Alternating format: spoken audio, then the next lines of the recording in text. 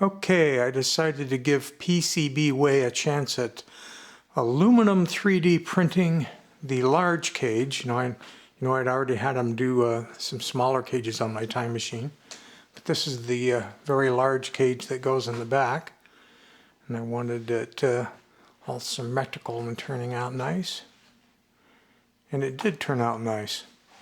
Their prices aren't based solely on the amount of material used. Their prices, of course, are also going to be based on the size of the unit, because the taller, here's a human hand for example, the taller the unit, the longer it's going to take to 3D print that aluminum.